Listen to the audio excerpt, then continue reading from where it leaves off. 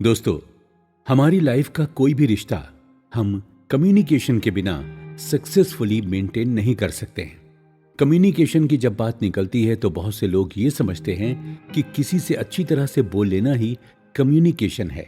लेकिन दोस्तों, कम्युनिकेशन का मतलब केवल बोलकर किसी को अपनी बात कहना ही नहीं होता, बल्कि अपनी बात को इतनी अच्छी तरह से कन्वे करना होता है कि हमारी बहुत सी बातें लोग कहे बिना ही समझ जाएं। वैसे तो हम सभी अपनी बात मनवाने में एक्सपर्ट होते हैं और किसी न किसी बात को भी आसानी से समझने की एबिलिटी भी होती है। हम सभी में ज्यादा दूर नहीं जाते, हम अपने चाइल्डहुड को ही पीछे मुड़कर देखते हैं। बचपन में जब हमारे पेरेंट्स हमें कोई गलती होने पर आंखें दिखाते थे तो हम उनके कुछ बोले भी बिना उनके कहने का मतलब समझ जाते थे। पापा का गुस्सा और मम्मी का ना बोलना हमें सब कुछ समझा देता था। आजकल के बच्चे तो और भी ज्यादा स्मार्ट हैं, जो बाहर के लोगों के चेहरे के एक्सप्रेशन देखकर भी समझ जाते हैं कि ये अंकल या वो आंटी कैसी हैं। इसे नॉन वर्बल कम्युनिकेशन कहा जाता है। ऐसा माना जाता है कि किसी को सक्सेसफुली अपना मैसेज कन्वे करने के लिए हम 7% वोकल, 38% टोन और 55% नॉन वर्बल कम्युनिकेशन का सहारा लेते हैं। आसान शब्दों में कहा जाए तो हमारी बात का केवल 7% हिस्सा ही उसके कंटेंट पर डिपेंड करता है और 93% उसे कैसे कहा जाता है इस बात पर डिपेंड करता है। तो अपनी बात कैसे कही जाए, ये हमारे लिए और किसी बात से बहुत ही ज्यादा इंपॉर्टेंट हो जाती है। दोस्तों, अभी तक आपने जो भी सुना उससे अगर मुझे और भी कम शब्दों में कहना हो तो उसे मैं बॉडी लैंग्वेज कहना पसंद करूंगा। अरे घबराइए मत, हम यहाँ कोई बॉडी लैंग्वेज जैसे विषय की क्लास नहीं लेने वाले हैं। हम तो यहाँ अपने दोस्तों, यारों, कलीग्स और रिलेटिव्स के साथ अपने रिलेशन को और ज्यादा स्ट्रॉन्ग और फ्रूटफुल कैसे बनाएं, इस बारे में थोड़ी बहुत बात करने वाले हैं। दोस्तों, कोई भी इंसान जैसे जैसे बड़ा होता जाता है वो अपनी लाइफ की आसान और डिफिकल्ट सिचुएशंस को हैंडल करते हुए खुद इतना कॉम्प्लिकेटेड हो जाता है कि कई बार उसे समझ पाना मुश्किल हो जाता है। हमारी अपनी लाइफ में कई रिश्ते ऐसे होते हैं जिनमें बहुत सी बातें मुंह से कहे बिना समझना जरूरी होता है। हस्बैंड और वाइफ का रिश्ता कुछ वैसा ही रिश्ता होता है। हर घर में हस्बैंड और वाइफ के बीच छोटे मोटे झगड़े होते रहते हैं, लेकिन कुछ घरों में ये झगड़े इतने ज्यादा बढ़ जाते हैं कि दोनों पार्टनर्स के बीच कई कई दिनों तक कम्युनिकेशन गैप वाली सिचुएशन बन जाती है। क्या होता है आखिर ऐसा? वर्षों तक साथ साथ रहते हुए भी एक दूसरे को समझ पाना क्या इतना मुश्किल होता है? आपका जवाब अगर हाँ है तो आप बिल्कुल सही हैं, और ना है तो भी आप सही हैं। किसी के मन और दिमाग में क्या चल रहा है ये पूरी तरह से जान पाना मुश्किल और थोड़ा सा इम्पॉसिबल जरूर है। लेकिन आज हम जिस किताब की बुक समरी की बात करने जा रहे हैं ना दोस्तों, उसे सुनकर लोगों के मन और दिमाग को पढ़ पाना हमारे लिए काफी हद तक आसान हो जाएगा। ये इतना आसान तो हो ही जाएगा कि आप किसी के कुछ बोलने से पहले ही उसकी बॉडी एक्सप्रेशन और रिएक्शन को देखकर इतना समझ ही जाएंगे कि वो इंसान आखिर कहना क्या चाहता है। वो सच में आपका दोस्त है या अपने मतलब के लिए आपसे फ्रेंडशिप रख रहा है। तो चलिए सुनते हैं ऐसी कौन सी बातें बताई गई हैं पैट्रिक किंग की इस किताब में। किताब का नाम है रीड पीपल लाइक बुक और इसकी बुक समरी को लिखा है आशीष दलाल ने। नमस्कार दोस्तों, मैं हूं आरजे गौहर परवेज और कुकू एफएम पर आप सुन रहे हैं पैट्रिक किंग की लिखी किताब read people like a book की बुक समरी। बॉडी लैंग्वेज सुने जो मन दोस्तों, बॉडी लैंग्वेज के बारे में थोड़ी बहुत बात शुरू करने से पहले हम ये जानने की कोशिश करते हैं कि हर इंसान में ऐसा क्या होता है जो वो एक सर्टेन वे से रिएक्ट करता है। जब हम खुश होते हैं तो हमारे चेहरे पर स्माइल छा जाती है और दुखी होने पर आंखें गीली हो जाती हैं। हमारे इमोशंस पर हमारा कोई कंट्रोल नहीं होता और उन इमोशंस पर हमारी बॉडी किस तरह से रिएक्ट करती है इस बात पर भी हमारा कोई कंट्रोल नहीं होता। सब कुछ जैसे ऑटोमेटिकली होता है। अगर ऐसा कहा जाए तो इस दुनिया में इंसान भगवान का बनाया हुआ सबसे डिफिकल्ट और कॉम्प्लेक्स क्रिएचर है, तो कुछ गलत नहीं होगा।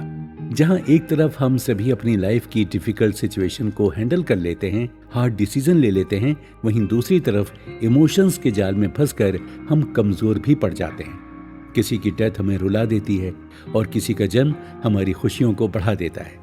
एक रिसर्च में यह पाया गया कि हमारी लाइफ के 90% डिसीजंस इमोशंस पर डिपेंड होते हैं। जो लोग सेल्स की फील्ड में हैं वो इस बात को बहुत अच्छी तरह से समझ सकते हैं। यही कारण है कि फेस्टिवल सीजन्स में लोग ज्यादा शॉपिंग करते हैं क्योंकि वो खुश होते हैं और ज़्यादा ऐड उस वक्त तक इमोशंस को टारगेट करने के लिए ही बनाए जाते हैं। इमोशंस की जब बात हो रही है तो यहाँ ये कहना भी बहुत ज़रूरी है कि हर किसी का इमोशन लेवल डिफरेंट होता है। IQ की तरह इमोशंस को भी मेजर किया जा सकता है, जिसे EQ कहा जाता है, यानी इमोशनल इंटेलिजेंस। अब जब बात EQ की निकली ही है तो हम एम्पैथी के बारे में भी थोड़ा डिस्कस कर लेते हैं। आपने कई बार ये शब्द सुना होगा। एम्पैथी का मतलब खुद को दूसरे की सिचुएशन में रखकर उसके इमोशंस को फील और समझने की कोशिश करना। वैसे देखा जाए तो एम्पैथी एक तरह से सेल्फ अवेयरनेस है। हम खुद के इमोशंस को लेकर जितना ज्यादा अवेयर और अलर्ट होते हैं, उतना ज्यादा ही हम दूसरों की फीलिंग को समझ पाते हैं। तो अब सवाल ये उठता है कि हम कैसे किसी के इमोशन को पहचानें और दूसरे कैसे हमारे इमोशन को समझ सके। कोई भी हमें ये बताने नहीं आएगा कि वो कैसा फील कर रहा है। दोस्तों, इमोशन को फील और अंडरस्टैंड करने का प्रोसेस तभी शुरू हो जाता है जब हम जन्म लेते हैं। ये तो आपने एक्सपीरियंस किया ही होगा कि जब एक छोटा बच्चा रोना शुरू करता है तो उसके साथ दूसरा बच्चा भी रोने लगता है। लेकिन क्या आपने कभी ये सोचा है कि 2-3 महीने का बच्चा किसी दूसरे बच्चे के रोने की आवाज सुनकर क्यों रोने लगता है? ऑथर इसे एम्पैथी की अर्ली स्टेज बताते हैं, जहां से हमारे अंदर इमोशंस डेवलप होने की शुरुआत होती है। बच्चा जैसे जैसे बड़ा होता जाता है, वो अपने इमोशंस को वैलिडेट करने की कोशिश करने लगता है। जैसे कि छोटा बच्चा जब खुश होकर किलकारी मारता है तो उसके पेरेंट्स के चेहरे के एक्सप्रेशन को देखकर वो ये समझ जाता है कि ऐसा करने से उसके पेरेंट्स खुश होते हैं। लेकिन वहीं अगर उसके किसी इमोशन को पेरेंट्स इग्नोर करते हैं तो वो उस तरह के इमोशंस को छिपाना भी सीख जाता है। इस प्रोसेस को ऑथर अट्यूनमेंट कहते हैं। आज हम जिस तरह से जो भी रिएक्ट करते हैं वो हम बचपन में अपने पेरेंट्स के इमोशंस को देखकर ही सीखते हैं। जैसे जैसे हम बड़े होते जाते हैं, हमारा EQ डेवलप होता जाता है। ऐसा माना जाता है कि हमारे 58% परफॉर्मेंस के लिए हमारा EQ रिस्पॉन्सिबल होता है। जिन लोगों का EQ हाई होता है वो अपनी पर्सनल और प्रोफेशनल लाइफ में बहुत ज़्यादा सक्सेसफुल होते हैं। लेकिन इसका मतलब ये नहीं है कि जिन लोगों का EQ लेवल कम होता है वो अपनी लाइफ के रिलेशंस को मेंटेन नहीं कर पाते हैं। कम EQ वाले लोग भी अपनी लाइफ की हर सिचुएशन को हैंडल तो कर ही लेते हैं, लेकिन कुछ मुश्किलों के बाद आपको इस बारे में आगे और ज्यादा इंटरेस्टिंग फैक्ट्स सुनने को मिलेंगे। ऑथर की इतनी बातें सुनने के बाद अब आप इतना तो समझ ही चुके होंगे कि एम्पैथी और EQ दोनों ही किसी के इमोशंस को समझने के लिए बहुत जरूरी है। लेकिन क्या हमें EQ को लेकर वाकई में बहुत ज्यादा अलर्ट होने की जरूरत है? जवाब है हाँ। जैसे IQ हमारी लर्निंग एबिलिटी को डिफाइन करता है और इसका लेवल हमारे जन्म के साथ फिक्स ही होता है। ये हमारी उम्र के साथ ना तो बढ़ता है और ना ही कम होता है। वैसे ही EQ हमारे इमोशनल लेवल को डिफाइन करता है, लेकिन इसका लेवल कम होने पर इसे लाइफ की किसी भी स्टेज में प्रैक्टिस कर बढ़ाया जा सकता है। इसीलिए हमें EQ को लेकर भी अलर्ट रहने की जरूरत है। इमोशनल इंटेलिजेंस के एक्सपर्ट USA के डॉक्टर ट्रेविस ब्रैडबेरी और जीन ग्रीव्स ने ईयर 2001 में EQ को मेजर करने के लिए एक मेथड डेवलप किया, जिसे इमोशनल इंटेलिजेंट अप्रेजल के नाम से जाना जाता है। इस मेथड में उन्होंने तकरीबन 5 लाख लोगों का EQ टेस्ट किया और ये पता लगाया कि पूरी दुनिया में केवल 36% लोग ही अपने इमोशंस को पूरी और अच्छी तरह से एक्सप्रेस कर सकते हैं, और ये 36% लोग दूसरे लोगों के कंपैरिजन में अपनी लाइफ में बहुत सक्सेसफुल होते हैं। ऑथर हमें ये बताते हैं कि हम इमोशनल इंटेलिजेंट अप्रेजल मेथड का यूज करके अपने EQ को ज्यादा से ज्यादा डेवलप कर सकते हैं। आइए हम अपने नेक्स्ट एपिसोड में ये जानने की कोशिश करते हैं कि आखिर क्या है इमोशनल इंटेलिजेंट अप्रेजल मेथड और इसका यूज करके कैसे हमारे EQ लेवल को और भी ज्यादा डेवलप किया जा सकता है। तो बने रहिए कुकू FM के साथ। कुकू FM, सुने जो मन चाहे।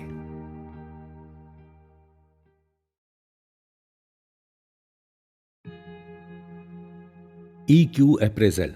दोस्तों, पिछले एपिसोड में हमने इमोशनल इंटेलिजेंस यानी कि EQ के बारे में जाना। आइए इसी सीरीज में आगे बढ़ते हुए अब हम इस बारे में कुछ और ऐसी बातें जानने और समझने की कोशिश करते हैं जिसके बारे में हमें ज्यादा कुछ पता नहीं है। डॉक्टर ट्रेविस और जीन के अनुसार किसी भी इंसान के EQ को डेवलप करने के लिए उसके पास 4 तरह की स्किल्स का होना बहुत जरूरी है। ये स्किल्स हैं self awareness, self management, social awareness और रिलेशनशिप मैनेजमेंट। चलिए इन चारों बातों को हम और अच्छी तरह से समझते हैं। सेल्फ अवेयरनेस खुद के इनर पीस को समझने की एबिलिटी होती है। जिन लोगों में खुद के इमोशंस को समझने और उन्हें एनालिसिस करने की एबिलिटी होती है, वो दूसरों की तुलना में ज़्यादा सेल्फ अवेयर होते हैं। हम सभी का सोचने, बोलने और किसी सिचुएशन में रिएक्ट करने का एक स्पेसिफिक पैटर्न होता है। जब हम अपने इस पैटर्न को अच्छी तरह से जान लेते हैं तो हम हमारे इन पैटर्न्स को अच्छी तरह से यूटिलाइज भी कर पाते हैं। जैसे कि कौन सी बात से हम फ्रस्ट्रेट होते हैं, कौन सी सिचुएशन हमें इरिटेट करती है, स्ट्रेसफुल सिचुएशन को हम कैसे हैंडल करते हैं। इस तरह के सारे क्वेश्चंस हमारे सेल्फ अवेयरनेस एबिलिटी को बढ़ाने के लिए बहुत ही इंपॉर्टेंट हैं। वैसे हाई सेल्फ अवेयरनेस को हासिल कर पाना किसी के लिए भी बहुत ही ज़्यादा डिफिकल्ट टास्क है, क्योंकि इसके लिए हमें बहुत ही ज़्यादा इनर पीस की ज़रूरत पड़ती है और इसे आज की बहुत ही ज़्यादा बिजी लाइफ में अटेंड कर पाना थोड़ा सा मुश्किल है। इस थोड़े से मुश्किल काम को ज़्यादा आसान बनाने के लिए आप मेडिटेशन का सहारा ले सकते हैं। मेडिटेशन की टेक्निक्स को बड़ी आसानी से सिखाने के लिए कुकू एफएम पर बहुत सी ऑडियो बुक्स और समरी अवेलेबल हैं। आपको इस बारे में अगर कोई सजेशंस चाहिए तो आप कमेंट्स करके हमसे पूछ सकते हैं। आपकी हेल्प करके हमें खुशी होगी। तो दोस्तों, हम बात कर रहे थे सेल्फ अवेयरनेस की।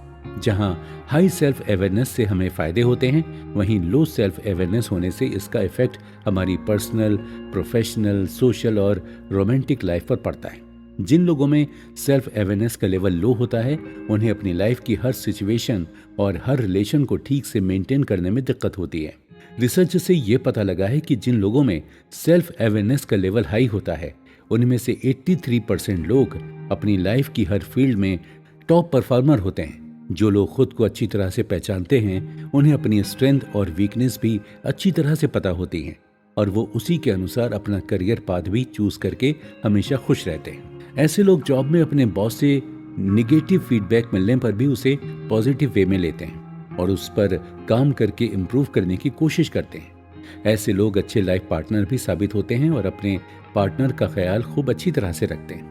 ऑथर हमें आगे बताते हैं कि जिन लोगों में सेल्फ अवेयरनेस की कमी होती है, उन्हें पहचानना बहुत ही आसान है। ऐसे कई एग्जाम्पल्स हमारे आसपास ही मिल जाते हैं, जैसे कि जो बॉस अपने सबॉर्डिनेट को हमेशा इनसिक्योर फील करवाता है, उसका सेल्फ अवेयरनेस कम होता है। जो लोग अपनी क्रिटिसिज्म को एक्सेप्ट नहीं कर पाते हैं और जो लोग हमेशा दूसरों से र्यूड बिहेवियर करते हैं, उन सभी का सेल्फ अवेयरनेस लेवल लो होता है।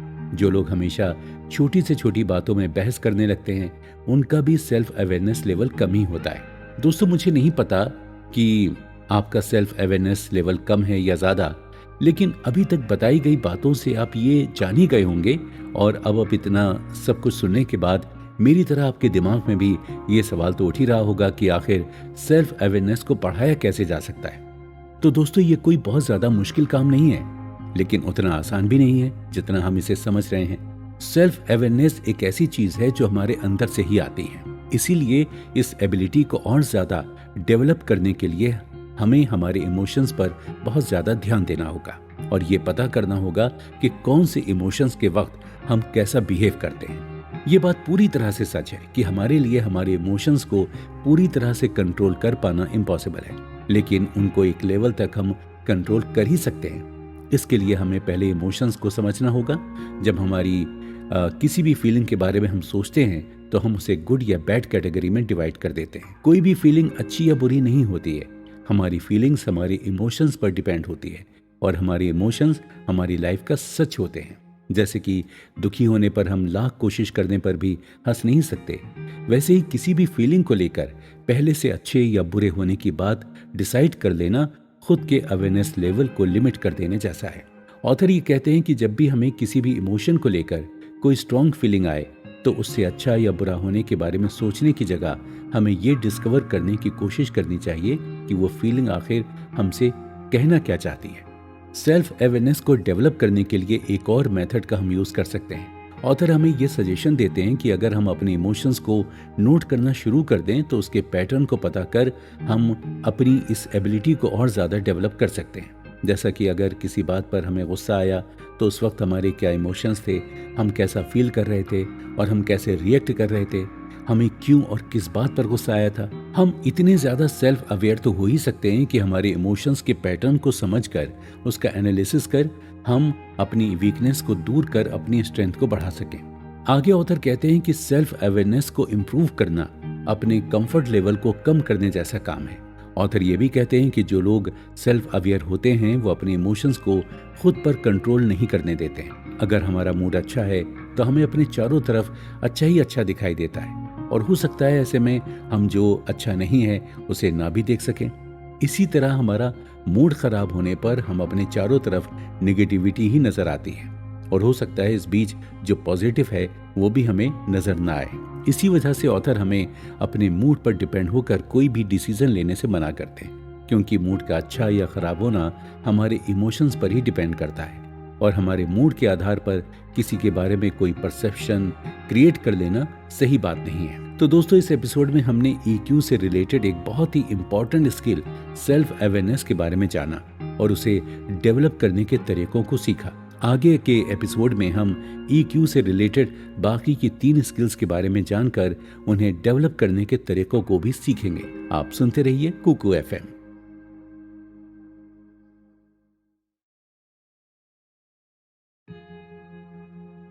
Self management. दोस्तों, पिछले एपिसोड में हमने सेल्फ अवेयरनेस के बारे में जाना। अब हम बात करने जा रहे हैं सेल्फ मैनेजमेंट की, जहां हम सेल्फ अवेयरनेस से अपने इमोशंस को पहचान कर उन्हें समझने की कोशिश करते हैं। वहीं सेल्फ मैनेजमेंट हमारे इमोशंस को कंट्रोल करने की स्किल है। लेकिन दोस्तों, ये स्किल इमोशंस को कंट्रोल करने के साथ कहीं न कहीं हमारे डिसिप्लिन फैक्टर से भी रिलेटेड है। सेल्फ मैनेजमेंट स्किल किसी को भी बाय बर्थ नहीं मिलती। हर कोई इसे अपने एक्सपीरियंस से कल्टीवेट करता है और रेगुलर प्रैक्टिस करके इसे डेवलप भी कर सकता है। वैसे तो हर किसी के पास सेल्फ मैनेजमेंट स्किल होती ही है। किसी के पास ये कम होती है तो किसी के पास ज्यादा, लेकिन होती जरूर है। इसे एक एग्जाम्पल से समझते हैं। अगर किसी रात आपकी नींद ठीक से पूरी नहीं हुई है और आपका सुबह और ज्यादा सोने का मन कर रहा है, लेकिन सुबह उसी वक्त ऑफिस भी जाना है, तो आप क्या करेंगे? इस सिचुएशन के सवाल पर अलग अलग तरह के जवाब हो सकते हैं। हम में से कोई ये कह सकता है कि ऑफिस से छुट्टी लेकर थोड़ी देर और ज्यादा सो लेने में कोई नुकसान नहीं है। कोई ये कह सकता है कि एक दिन नींद ना पूरी होने से हेल्थ पर कोई नेगेटिव असर नहीं होगा।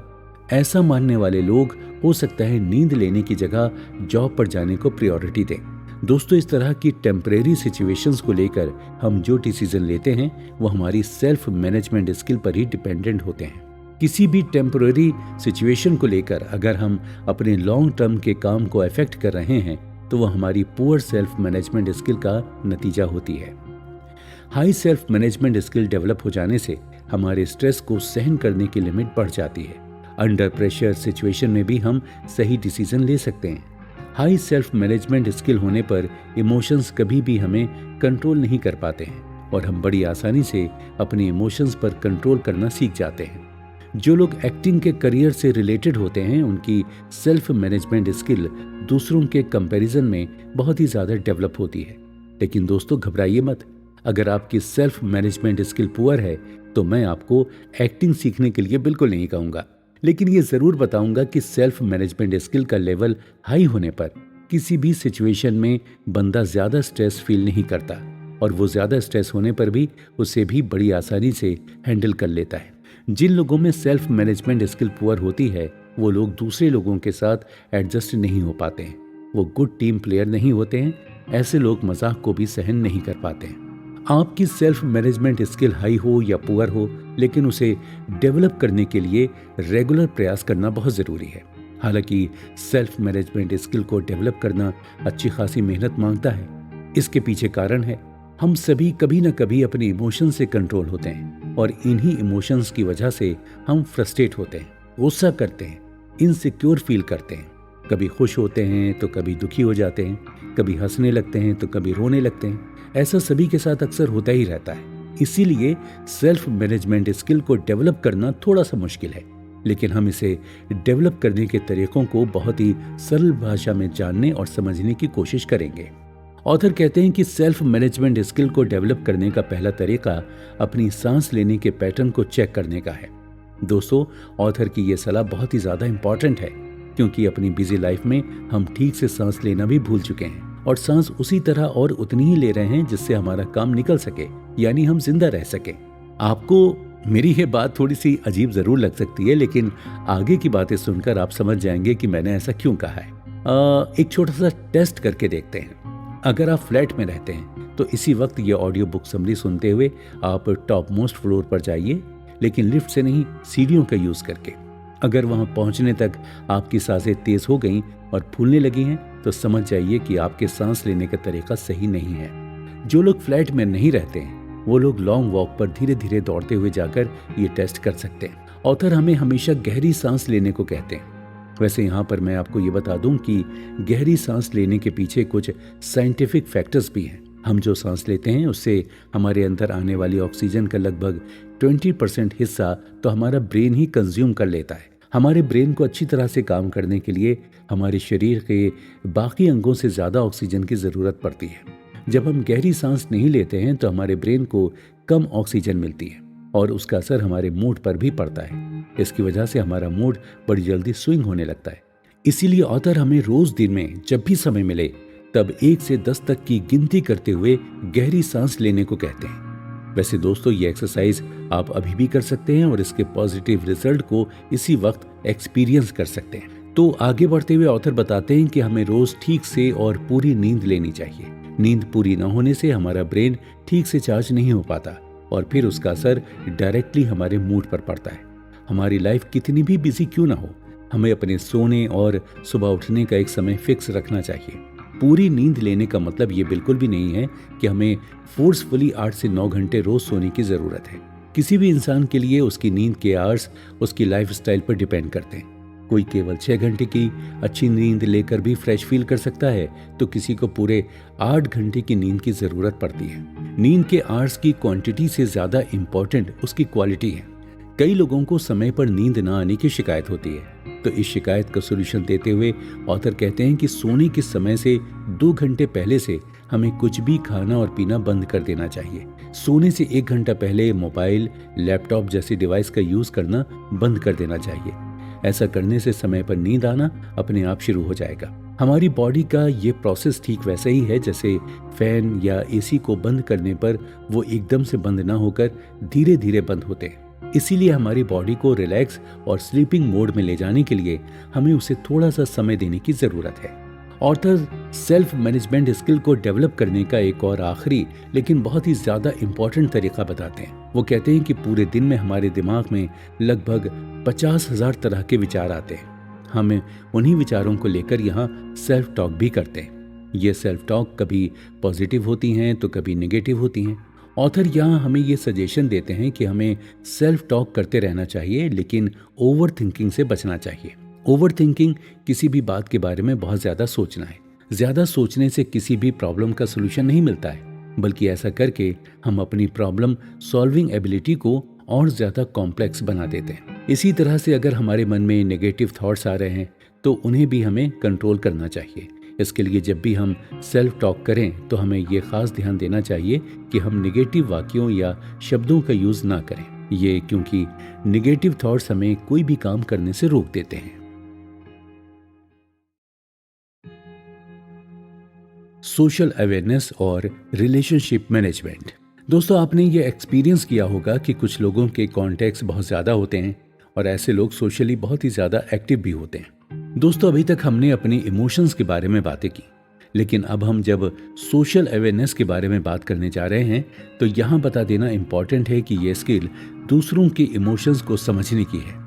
जो लोग सोशली ज़्यादा एक्टिव होते हैं उनमें सोशल अवेयरनेस और रिलेशनशिप मैनेजमेंट स्किल काफ़ी ज़्यादा डेवलप होती है।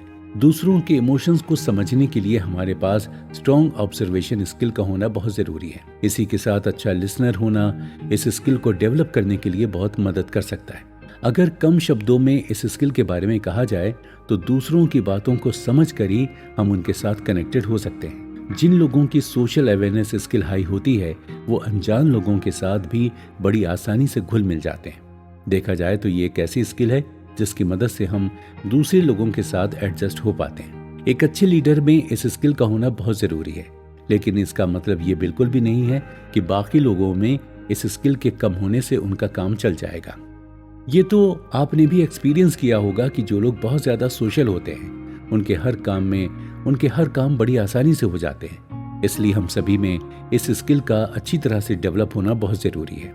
यह स्किल डायरेक्टली हमारी बॉडी लैंग्वेज से रिलेटेड है, इसलिए इस स्किल को और ज़्यादा डेवलप करने के लिए हमें अपनी बॉडी लैंग्वेज पर ध्यान देना ज़रूरी है। इस बारे में ऑथर की कई बातों को हमारे आगे के एपिसोड्स में डिटेल में जानेंगे, पर इस वक्त यहाँ इतना समझना इम्पॉर्टेंट होगा कि जब हम बॉडी लैंग्वेज को पढ़ने में एक्सपर्ट होने लगते हैं तो दूसरों के साथ हमें एम्पैथाइज और कम्युनिकेट करने में आसानी होने लगती है।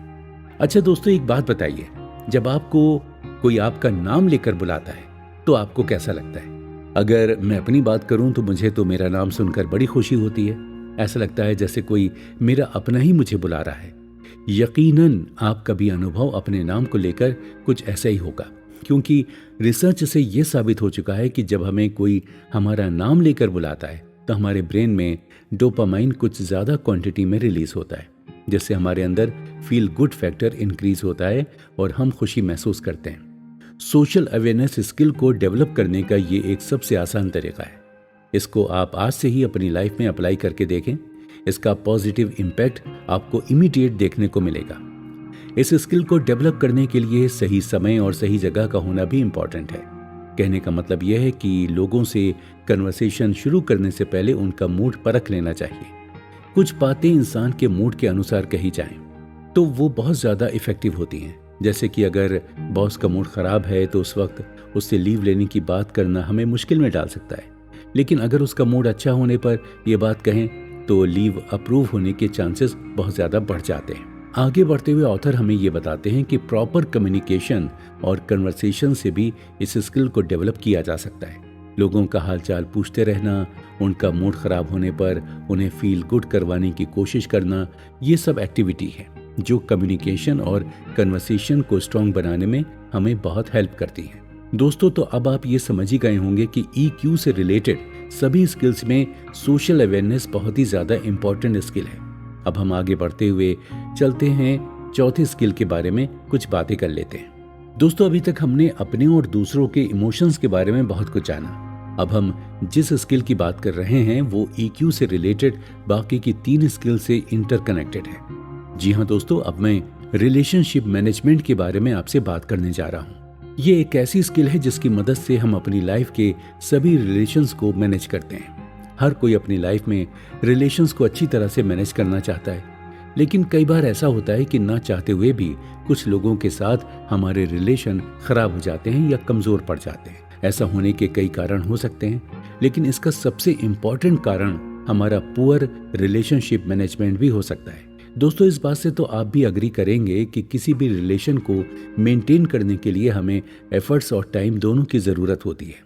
जब हम किसी को अपना समय देते हैं तो हम ये एक्सप्रेस करते हैं कि वो इंसान हमारे लिए कितना इम्पॉर्टेंट और वैल्यूएबल है। खासकर मैरिज जैसे रिलेशन को अच्छी तरह से मेंटेन करने के लिए इस स्किल का अच्छी तरह से डेवलप होना बहुत ज़रूरी है, क्योंकि हमारे सभी रिलेशंस में यही एक ऐसा रिलेशन है जो काफ़ी स्ट्रॉन्ग बॉन्डिंग, शेयरिंग और केयरिंग मांगता है।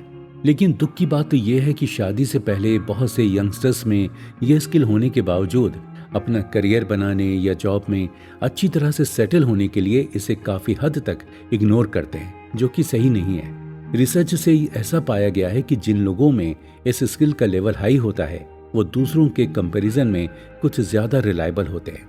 जिन लोगों में रिलेशनशिप मैनेजमेंट स्किल पुअर होती है वो लोग अपनी लाइफ में कई बार अकेलेपन का अनुभव करते हैं। वैसे देखा जाए तो जो लोग बहुत ही ज़्यादा सेल्फ सेंट्रिक होते हैं उनकी रिलेशनशिप मैनेजमेंट स्किल पुअर होती है। ऑथर इस स्किल को डेवलप करने के तरीकों के बारे में बात करते हुए बताते हैं कि हमारा किसी भी बात में ट्रांसपेरेंट होना इस स्किल को स्ट्रॉन्ग करने में हेल्पफुल होता है, क्योंकि ऐसा करने से लोग हम पर जल्दी से विश्वास करने लगते हैं। और ये तो आप सभी को पता है कि किसी भी रिलेशन की फाउंडेशन केवल विश्वास ही होता है। जब हम किसी से कोई बात छिपाते हैं या झूठ बोलते हैं तो हमारे लाख कोशिश करने पर भी वो हमारी बॉडी लैंग्वेज से एक्सप्रेस हो ही जाता है। आपकी तरह बहुत से लोग इस ऑडियो बुक समरी को सुन रहे होंगे और बॉडी लैंग्वेज को पढ़ना सीख रहे होंगे। इसलिए अब ये और भी ज़्यादा इम्पोर्टेंट हो जाता है कि हम जो कुछ भी बोलें और करें उसके बीच प्रॉपर कनेक्शन हो, प्रॉपर अंडरस्टैंडिंग हो। ऑथर ये भी बताते हैं कि दूसरों को उनके किसी अच्छे काम के लिए एक्नॉलेज करते रहने से भी ये स्किल डेवलप होकर स्ट्रांग होती जाती है। तो दोस्तों, अगर आप किसी के हस्बैंड हैं तो अपनी लाइफ पार्टनर को ये एपिसोड सुनने के बाद उसकी किसी भी एक बात को लेकर अप्रिशिएट और एक्नॉलेज जरूर करें। आपको ये सलाह मैं इसलिए दे रहा हूँ क्योंकि ज़्यादातर हस्बैंड्स शादी के कुछ सालों के बाद अपने पार्टनर को एक्नॉलेज करना बंद कर देते हैं, जिसके बाद मैरिज लाइफ के बोरिंग होने का एक कारण ये भी होता है। दोस्तों, आगे बढ़ते हुए ऑथर ये बताते हैं कि जिन लोगों का EQ लेवल हाई होता है वो अभी तक डिस्कस की गई चारों स्किल्स में मास्टर होते हैं और दूसरे लोगों को अच्छी तरह से समझ पाते हैं। उनमें दूसरों के इमोशंस के साथ कनेक्ट होने की स्ट्रॉन्ग एबिलिटी होती है। ऐसे में यह कहना गलत नहीं होगा कि इमोशनल इंटेलिजेंस को प्रैक्टिस से सीखा जा सकता है और डेवलप भी किया जा सकता है। दोस्तों, अगर हमें सच में लोगों के इमोशंस को किसी किताब की तरह पढ़ना सीखना है तो सबसे पहले हमें उनके इमोशंस को रिस्पेक्ट करना सीखना होगा और अपने अंदर ये एबिलिटी डेवलप करनी होगी कि वो किस सिचुएशन में कैसा फील करते हैं। ये सब सीखने के तरीकों के बारे में हम काफी बात कर चुके हैं। आप उन सारे तरीकों को अपनी लाइफ में अभी से अप्लाई करना शुरू कर दीजिए। पर्सनैलिटी टाइप्स आगे के एपिसोड में हर इंसान इंटरेस्टिंग बातें होता है। इंसानों की पर्सनैलिटी के बारे में जानने एक जैसे नहीं रहिए कुकू। ये दोनों बातें अपने आप में बिल्कुल सही हैं, लेकिन किसी की पर्सनैलिटी के बारे में ये कहना सही नहीं होगा कि उनकी पर्सनैलिटी भी यूनिक होती है। किसी भी इंसान की पर्सनैलिटी पर वो जिस माहौल और कल्चर में पला बढ़ा है उस बात का इन्फ्लुएंस बहुत ही ज्यादा होता है। किसी भी इंसान की जेनेटिक हिस्ट्री, टाइम और प्लेस भी उसकी पर्सनैलिटी को डिफाइन करने में इम्पोर्टेंट रोल प्ले करते हैं। इंसान की पर्सनैलिटी से ये पता चलता है कि वो किसी सिचुएशन में किस तरह से रिएक्ट या बिहेव करता है। इससे उसकी स्ट्रेंथ और वीकनेस का अंदाजा बड़ी आसानी से लगाया जा सकता है। लेकिन इंसान की सक्सेस और फेलियर में उसकी पर्सनैलिटी का कोई रोल नहीं होता है। दोस्तों, अजीब लगी ना ये बात? कोई बात नहीं, आगे की बातें जरा ध्यान से सुनिए। आप बड़ी आसानी से ऑथर की कही ये बात समझ जाएंगे और जान जाएंगे कि ऑथर ने आखिर ऐसा क्यों कहा है। मुझे अगर पर्सनैलिटी को एक लाइन में डिफाइन करने को कहा जाए तो मैं यही कहूंगा कि इससे किसी भी इंसान के बारे में बहुत कुछ जाना जा सकता है।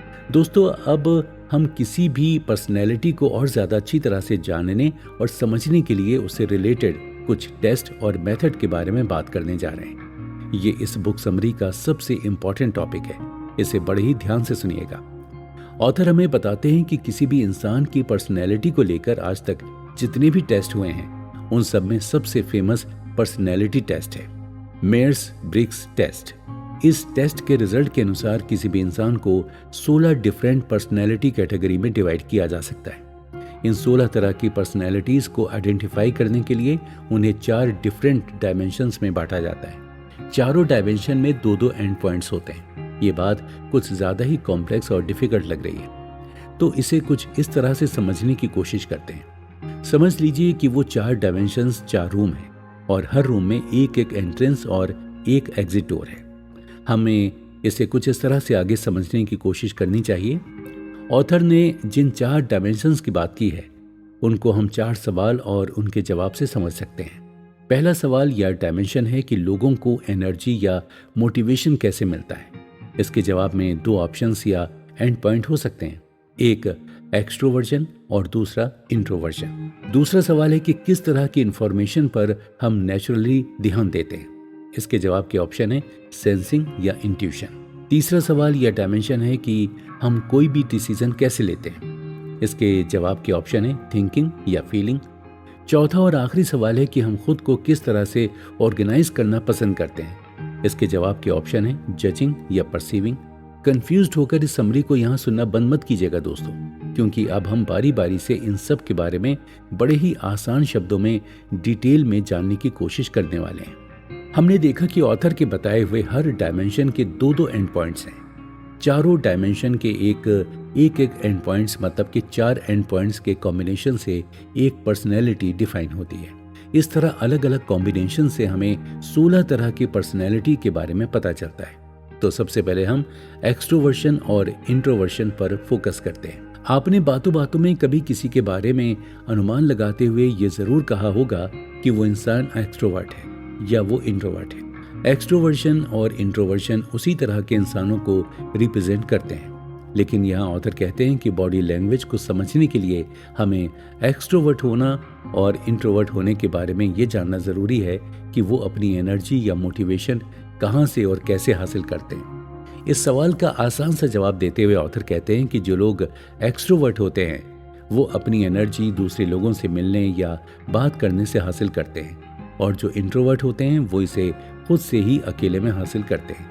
इसे दूसरे शब्दों में कहें तो एक्सट्रोवर्ट इंसान लोगों को और दूसरी चीज़ों से जुड़ने पर एनर्जेटिक फील करते हैं, जबकि इंट्रोवर्ट अपने थॉट्स, अपने आइडियाज से जुड़े रहने पर एनर्जेटिक फील करते हैं।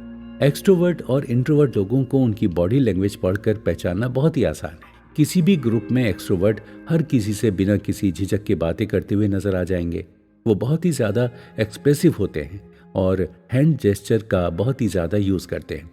इसके अपोजिट इंट्रोवर्ट लोगों के बीच में अकेले रहना पसंद करते हैं और वो बहुत ज़्यादा एक्सप्रेसिव नहीं होते हैं। वो खुलकर अपनी बात किसी से भी नहीं कह पाते हैं। एक्सट्रोवर्ट बहुत ज़्यादा देर तक अकेले नहीं रह सकते। अकेले रहने से उन्हें घुटन होने लगती है, जबकि इंट्रोवर्ट लोगों के साथ ऐसा नहीं होता है। एक्सट्रोवर्ट लोग उनसे पूछे गए किसी भी सवाल का जवाब इमीडिएट देना पसंद करते हैं, जबकि इंट्रोवर्ट लोग काफ़ी सोचने के बाद उनसे पूछे गए किसी भी सवाल का जवाब देते हैं। तो आप अब अपने बारे में सोचकर ज़रा ये डिसाइड कीजिए कि आप एक्सट्रोवर्ट है या इंट्रोवर्ट। फिर अपनी फैमिली या आसपास के लोगों को इस बेसिस पर ऑब्जर्व करने की कोशिश कीजिए। एक्सट्रोवर्जन और इंट्रोवर्जन के बारे में जानने के बाद हम अपने अगले डायमेंशन की तरफ बढ़ते हैं और जानते हैं कुछ सेंसिंग और इंट्यूशंस के बारे में।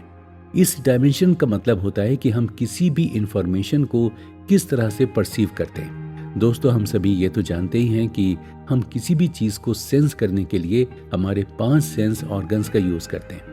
हम सभी किसी भी इंफॉर्मेशन को इसी तरह से परसीव करते हैं, लेकिन जो लोग थोड़े ज़्यादा इमेजिनेटरी होते हैं वो अपनी इमेजिनेशन का यूज़ करके उस इंफॉर्मेशन के साथ एक कनेक्शन बनाते हैं। कम शब्दों में कहा जाए तो सेंसर्स अगर पेड़ को देखते हैं तो इंट्यूटिव्स उसमें पूरा जंगल देख डालते हैं। सेंसर्स लोग डाउन टू अर्थ और प्रैक्टिकल होते हैं, जबकि इंट्यूटिव्स लोग क्रिएटिव और इमेजिनेटरी होने की वजह से उतने ज़्यादा प्रैक्टिकल नहीं होते हैं। यही कारण है कि क्रिएटिव लोग ज़्यादातर इंट्रोवर्ट भी होते हैं। सेंसर्स बहुत आगे की नहीं सोचते हैं, जबकि इंट्यूटिव्स फ्यूचर के बारे में बहुत ज़्यादा सोचते हैं। दोनों ही तरह के लोगों की बॉडी लैंग्वेज को अच्छी तरह पढ़ पाना बहुत ज़्यादा प्रैक्टिस मांगता है, क्योंकि उनकी बॉडी लैंग्वेज में बहुत ज़्यादा डिफरेंट नहीं होता है। फिर भी सेंसर्स लोग अपनी बॉडी एक्सप्रेशन को लेकर ज़्यादा अवेयर होते हैं। इसी तरह आगे बढ़ते हुए अब हम बात करते हैं थिंकिंग और फीलिंग की।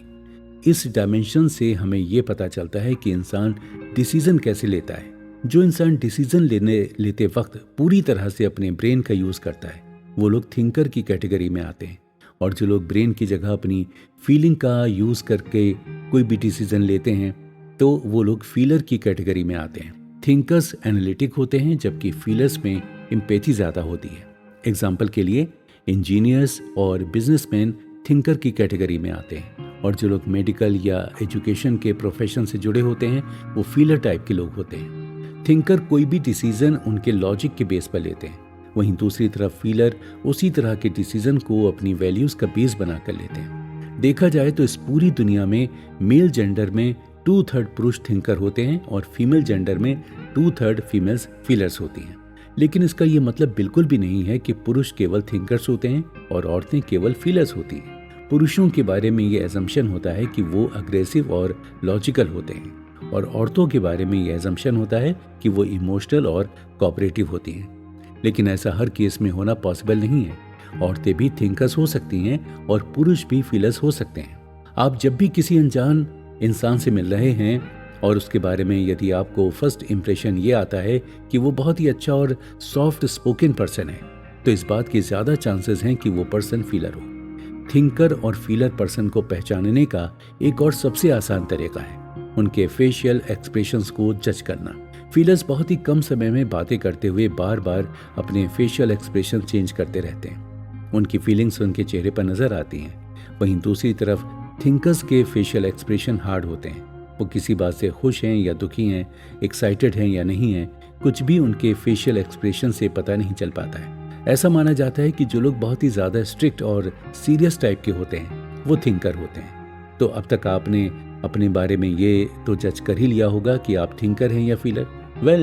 पर्सनैलिटी को डिस्क्राइब और डिसाइड करने का चौथा और फाइनल डायमेंशन है जजिंग और परसीविंग। जो लोग जजर होते हैं वो क्लोज माइंडेड होते हैं। और अपने ओपिनियन को लेकर अड़े रहते हैं, जबकि जो लोग परसीवर होते हैं वो ओपन माइंडेड होते हैं और नई नई इंफॉर्मेशंस को एक्सेप्ट करने के लिए तैयार रहते हैं।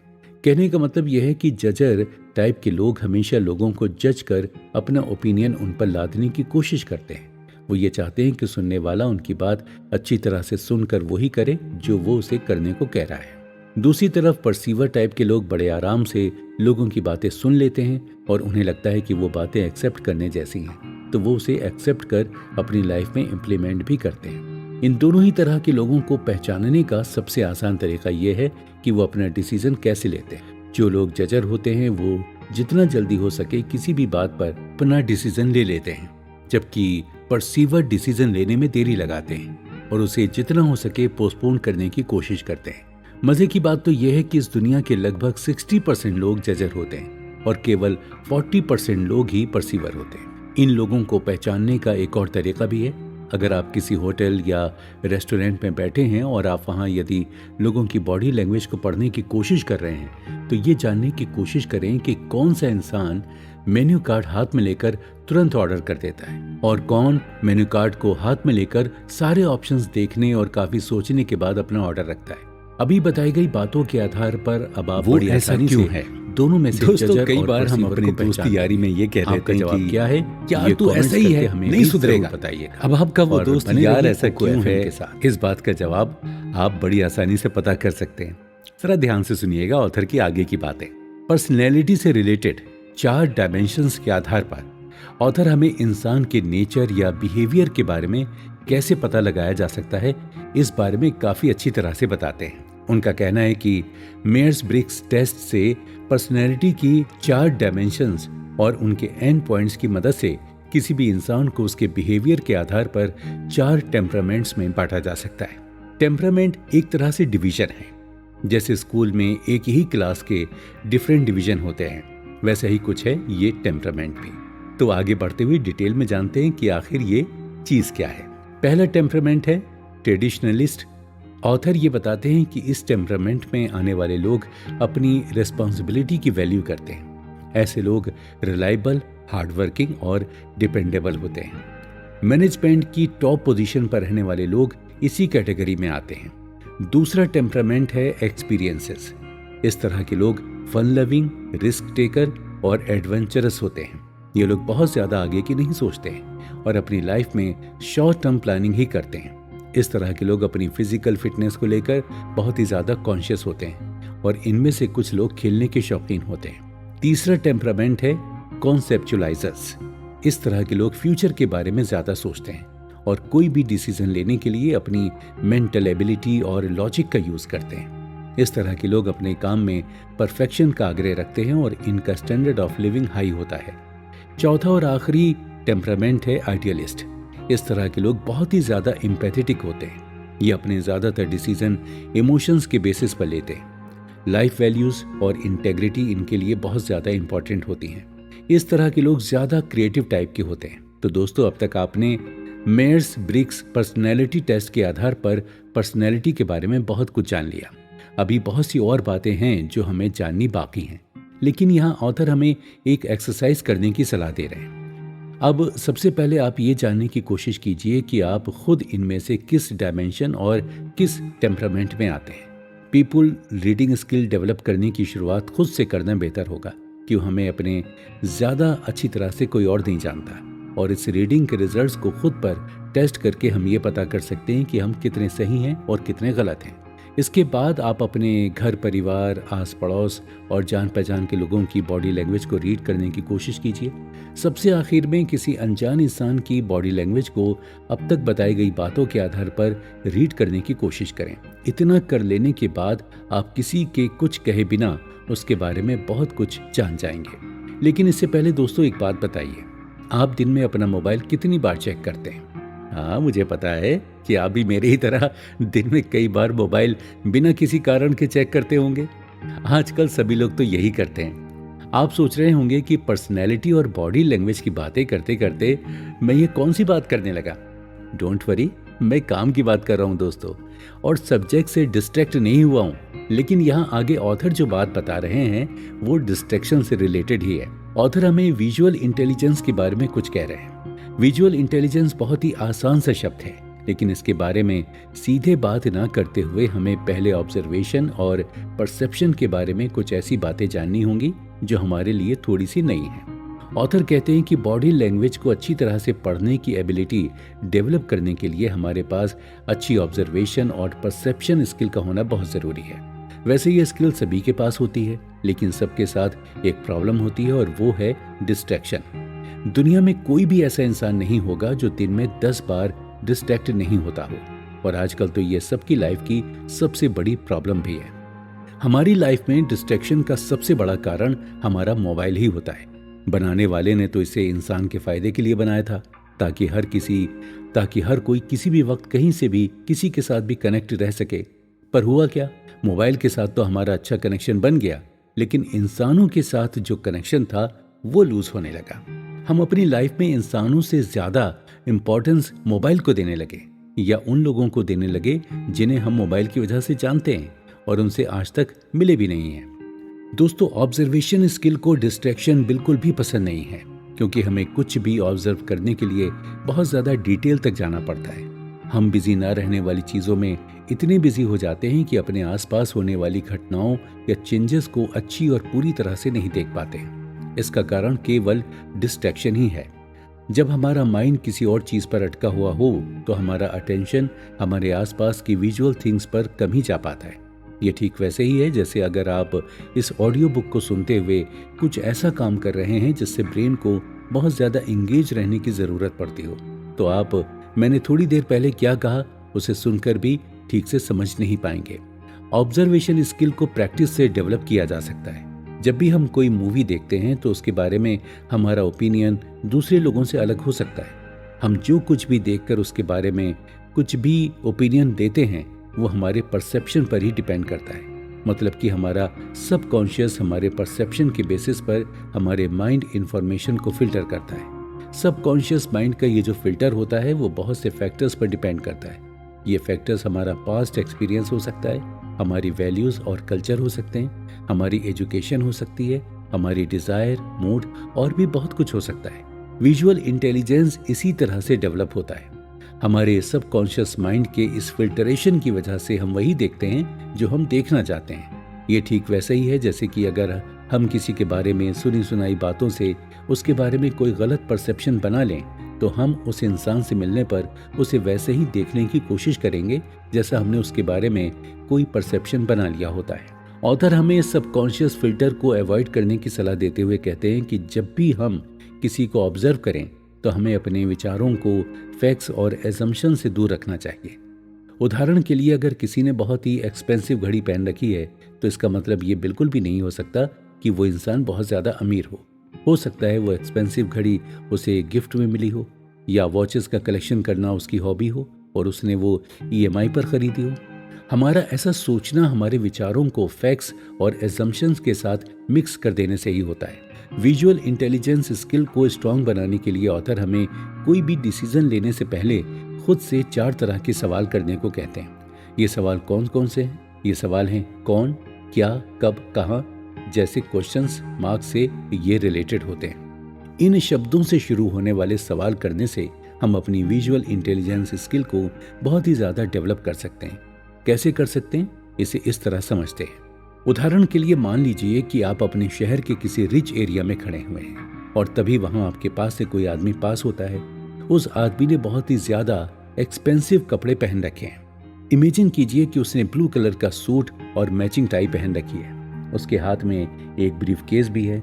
उस आदमी के इस तरह के अपीयरेंस से आप ये अज्यूम कर सकते हैं कि वो किसी बड़ी कंपनी में बहुत ही ऊंची पोस्ट पर कोई अच्छी सी जॉब करता होगा।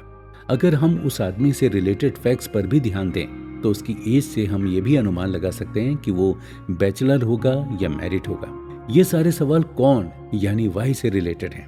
आगे बढ़ते हुए अगर आप उस आदमी की बॉडी लैंग्वेज को पढ़ने की कोशिश करें, क्या यानी व्हाट वाले सवालों का जवाब पाने की कोशिश करते हैं, तो पहले आपको ये देखना होगा कि उस आदमी ने वो ब्रीफकेस पकड़ा कैसे है। क्या उसने वो ब्रीफकेस अपने सीने से चिपका कर रखा है या उसे हाथ में पकड़े हुए थोड़ा सा परेशान दिखाई दे रहा है? अगर उसने अपना ब्रीफकेस बहुत ही ज़्यादा संभाल कर रखा हुआ है तो हो सकता है उसने उस ब्रीफकेस में कुछ कीमती रखा हो, या ये भी हो सकता है कि वो कहीं इंटरव्यू देने जा रहा हो, इसी वजह से थोड़ा सा परेशान हो या नर्वस हो। वो आदमी कितने बजे और कहाँ जा रहा है? इस सवाल के जवाब में थोड़ा सा अटेंशन देने पर हम उस आदमी के बारे में काफी हद तक सही अनुमान लगा सकते हैं। विजुअल इंटेलिजेंस स्किल इसी तरह बार बार प्रैक्टिस करने से डेवलप होती है। विजुअल इंटेलिजेंस में सिचुएशन बहुत ही ज्यादा इंपॉर्टेंट होती है। दोस्तों, आपने शायद कभी डम शेरिट्स गेम खेली हो, वही गेम जिसमें मूवी के नाम को एक्ट के बेस पर गैस करना होता है। ये गेम विजुअल इंटेलिजेंस स्किल को डेवलप करने का सबसे आसान तरीका है। अगर आपने ये गेम कभी नहीं खेला है तो इस ऑडियो बुक समरी को सुनने के बाद इसे एक बार ज़रूर खेलिएगा। आप उससे विजुअल इंटेलिजेंस को अच्छी तरह से समझ पाएंगे और इस स्किल को अडॉप्ट भी कर पाएंगे। विजुअल इंटेलिजेंस स्किल में प्रायोरिटाइज करना भी बहुत इंपॉर्टेंट होता है। मतलब कि किसी सिचुएशन में अपने आसपास हो रहे सभी इंसिडेंट्स पर ध्यान देना और केवल किसी एक पर इंसिडेंट पर फोकस ना करना। अगर हम पहले से अपने माइंड में कोई परसेप्शन बनाकर किसी भी चीज़ को नहीं देखते हैं तो हम बड़ी ही आसानी से प्रायोरिटाइज करना सीख सकते हैं। प्रायोरिटाइज का इम्पोर्टेंस इसलिए है क्योंकि इससे हमें मिलने वाली बहुत सी इंफॉर्मेशन से इम्पॉर्टेंट और कम इम्पॉर्टेंट इंफॉर्मेशन के बीच डिफरेंस कर पाते हैं। ऑथर हमें हमारी इस स्किल को डेवलप करने के लिए एक और सजेशन देते हुए कहते हैं कि हम किसी पेंटिंग को देखकर उसके बारे में ऑब्जर्वेशन करके भी इस स्किल को डेवलप करने की प्रैक्टिस कर सकते हैं। हम जितना ज़्यादा ऑब्जर्व और परसीव करेंगे उतनी जल्दी ही हमारी ये स्किल डेवलप होगी। बचपन में न्यूज़पेपर या बच्चों की मैगजीन में दो पिक्चर्स या ड्राइंग में डिफरेंस ढूंढने वाली एक्टिविटी भी आपने ज़रूर की होगी। वो एक्टिविटी और कुछ नहीं बल्कि हमारी विजुअल इंटेलिजेंस स्किल को डेवलप करने का एक तरीका ही था।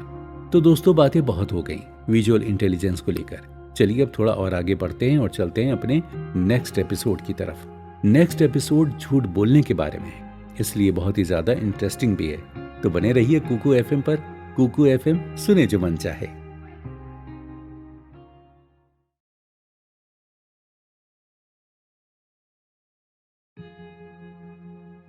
इंसान झूठ क्यों बोलता है? दोस्तों, क्या आप कभी झूठ बोलते हैं? सच बताइएगा, क्योंकि अगर आपका जवाब ना में हुआ तो इसका मतलब साफ है कि आप अभी भी झूठ बोल रहे हैं। दोस्तों, ह्यूमन बिहेवियर से रिलेटेड एक रिसर्च से ये प्रूव हुआ है कि हर इंसान अपने लाइफ में कभी न कभी छोटे या बड़े झूठ का सहारा जरूर लेता है और हर इंसान हर रोज पूरे दिन में कम से कम एक बार तो झूठ बोलता ही है। इसलिए अगर आपने अभी पूछे हुए सवाल पर झूठ बोल दिया तो कोई बात नहीं, क्योंकि दिन में कम से कम एक बार झूठ बोला जा सकता है, ये अलाउड है। वैसे झूठ बोलकर किसी का फायदा हो रहा हो तो वो झूठ भी अच्छा ही होता है। लेकिन क्या आपको ये पता है कि झूठ का डायरेक्ट कनेक्शन हमारे इमोशन से होता है? हम इस बारे में तो पीछे के एपिसोड्स में जान चुके हैं कि इमोशंस की वजह से कई बार हम गलत जजमेंट ले लेते हैं। झूठ बोलने के बारे में यहाँ बात करने का मतलब इंसान को अच्छी तरह से ऑब्जर्व करने से भी है। कोई भी इंसान 3 तरह से झूठ बोल सकता है। पहला तरीका है पूरी तरह से झूठ बोलना। दूसरा तरीका है झूठ को थोड़े से सच के साथ मिक्स करके झूठ बोलना। और तीसरा तरीका है सच को छिपाना। है ना दोस्तों, ये बात इंटरेस्टिंग। अब ऑथर हमें इंसान के झूठ को पकड़ने के कुछ आसान से रास्ते बताते हैं, जिन्हें जानकर आप भी बड़ी आसानी से आपसे झूठ बोल रहे आपके दोस्त, कलीग्स या फिर अपने बॉस को भी बड़ी आसानी से पकड़ पाएंगे। किसी के झूठ को पकड़ने के लिए ऑथर ये कहते हैं कि इसके लिए किसी का भी अच्छा लिसनर होना बहुत जरूरी है। अच्छा और एक्टिव लिसनर होने के साथ हमें ये एनालाइज करना भी आना चाहिए कि झूठ बोलने वाला पर्सन आगे क्या बोल सकता है। हर किसी को अपने बारे में बातें करना बहुत अच्छा लगता है, इसीलिए अगर आपको कभी लगे कि कोई आपसे कुछ छिपा रहा है या झूठ बोल रहा है तो उससे उसके बारे में बातें करना शुरू कर दीजिए। बातों ही बातों में आपको उस इंसान के झूठ के बारे में पता चल जाएगा, क्योंकि कोई भी इंसान चाहे कितना भी बड़ा झूठ क्यों ना बोल ले, वो अपने बारे में कभी भी झूठ नहीं बोल सकता है। हमारा ब्रेन हमेशा स्पीच पैटर्न को कैच करता है। कोई भी इंसान जो कुछ भी बोलता है उसके चेहरे के एक्सप्रेशंस और बॉडी लैंग्वेज भी उसी तरह से रिएक्ट होती है। कोई भी इंसान जब झूठ बोलता है तो वो थोड़ा सा नर्वस जरूर होता है, क्योंकि उसे उसके झूठ के पकड़े जाने का डर होता है। हम सब के लिए खुशी की बात तो यह है कि इस दुनिया में बहुत कम लोग ही ऐसा झूठ बोल पाते हैं जिस पर किसी को कोई डाउट ना हो। झूठ बोलने के लिए बहुत ज़्यादा कॉन्फिडेंस और सेल्फ अवेयरनेस की स्किल का होना ज़रूरी है। झूठ का सीधा सा संबंध नॉन वर्बल कम्युनिकेशन से भी होता है, क्योंकि झूठ केवल बॉडी लैंग्वेज या चेहरे के एक्सप्रेशन से ही पकड़ा जाता है। झूठ बोलने वाला इंसान आई कांटेक्ट नहीं करता है, मतलब वो झूठ बोलते वक्त नजरें मिलाकर बातें नहीं कर सकता है। वैसे दोस्तों देखा जाए तो थोड़ा बहुत झूठ बोलना कुछ सिचुएशंस में कोई गलत बात नहीं होती है। हम अगर बीमार हैं और हमें कोई बहुत ही ज़्यादा इम्पोर्टेंट काम करना है तो हम अपनी बीमारी को इग्नोर कर अपने पार्टनर से भी झूठ बोल लेते हैं। हर इंसान अपने आप में बहुत यूनिक होता है। उसका हर किसी से बातचीत करने का तरीका और सलीका भी अलग अलग होता है, और इसी वजह से उसका झूठ बोलने या किसी बात को छिपाने का तरीका भी अलग होता है। किसी के झूठ को पकड़ने का सबसे आसान तरीका उसकी बॉडी लैंग्वेज ही होती है। अगर कोई इंसान आपकी तारीफ कर रहा है लेकिन आपसे आई कांटेक्ट नहीं कर पा रहा है और वो अपने हाथ या तो जेब में छिपाने की कोशिश कर रहा है या फिर हाथ क्रॉस करके वो उसे छिपाने की कोशिश कर रहा है, तो यकीन मानिए वो दोस्त या वो इंसान आपसे केवल वही कह रहा है जो आपको सुनना पसंद है, मतलब वो बटरिंग कर रहा है। तो ये तो एक उदाहरण ही था, लेकिन किसी भी इंसान को पूरी तरह से जानने के लिए उसकी स्पेसिफिक बॉडी लैंग्वेज को समझना बहुत ज़रूरी है। अब सवाल ये उठता है कि किसी से पहली बार मिलने पर ये जान पाना कैसे पॉसिबल है। ऑथर कहते हैं कि ये बिल्कुल पॉसिबल है। किसी की बॉडी लैंग्वेज को जानने के लिए पहले उस इंसान को जानना ज़रूरी है। किसी को जानने का मतलब ये नहीं है कि उसकी पूरी लाइफ स्टोरी हमें पता हो। छोटे छोटे कन्वर्सेशन से भी उसकी बॉडी के स्पेसिफिक पैटर्न का पता लगाया जा सकता है। इसे लोगों को रीड करने की भाषा में बेस लाइन स्ट्रेटेजी कहा जाता है। इसका यूज ज्यादातर किसी क्राइम के केस में इन्वेस्टिगेशन करने वाले लोग करते हैं। ये ह्यूमन टेंडेंसी होती है कि जब कोई भी इंसान कोई गलती या कोई क्राइम करता है तो वो अंदर से खुद गिल्टी फील करता है। पकड़े जाने पर वो डिफेंसिव मोड में आ जाता है और कन्वर्सेशन को यस या नो जैसे आंसर देकर खत्म करने की कोशिश करता है।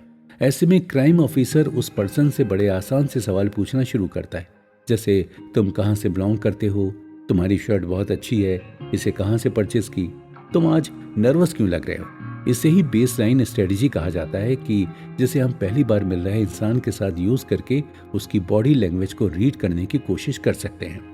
बेस लाइन स्ट्रेटेजी का यूज कर हम पर्सन के रेड फ्लैग जोन को जान सकते हैं। रेड फ्लैग जोन मतलब कि ये पता करना कि वो झूठ बोल रहा है या नहीं। अगर हमें किसी पर डाउट जाता है तो इसका मतलब ये नहीं होता कि वो झूठी बोल रहा हो सकता है किसी सिचुएशन की वजह से वो इंसान कुछ और छिपाने की कोशिश कर रहा हो। इसलिए हमारे लिए रेड फ्लैग जोन को ठीक तरह से जान पाना बहुत जरूरी है। जैसे जैसे हम बॉडी लैंग्वेज को समझने और जानने लगते हैं तो ये स्किल हमारे अंदर खुद ब खुद डेवलप होने लगती है।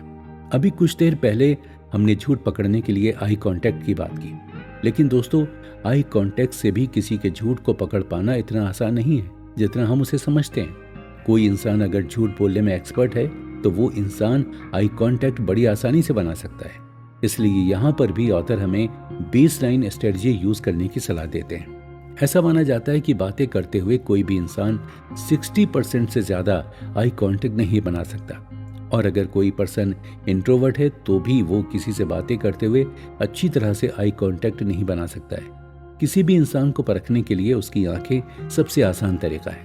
इंसान जब गुस्सा होता है तो उसकी आंखों से भी उसका गुस्सा एक्सप्रेस होता है, और यदि वो खुश होता है तो वो भी उसकी आंखों से एक्सप्रेस होता है। हर किसी की आंखों के एक्सप्रेशन सिचुएशन के अनुसार अलग अलग होते हैं। इसे रेगुलर स्टडी से बड़ी आसानी से सीखा जा सकता है।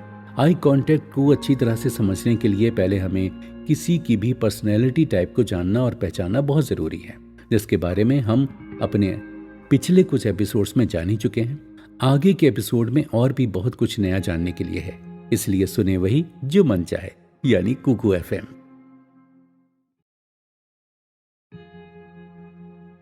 झूठ को कैसे पकड़ें? अब मैं आपसे ये कहूं कि किसी के मुंह को देखकर भी उसके झूठ को पकड़ा जा सकता है तो शायद आपको हंसी आएगी, लेकिन दोस्तों ये सच है। इंसान अगर झूठ बोल रहा है तो वो अक्सर बार बार अपने मुंह पर हाथ रखेगा। इसी तरह बोलते हुए होठों को चबाना भी झूठ बोलने का इंडिकेटर हो सकता है। रिसर्च से ये पाया गया है कि जब कोई इंसान झूठ बोलता है तो उसका मुंह सूखने लगता है और कुछ किस्सों में तो उसे यानिंग भी आने लगती है।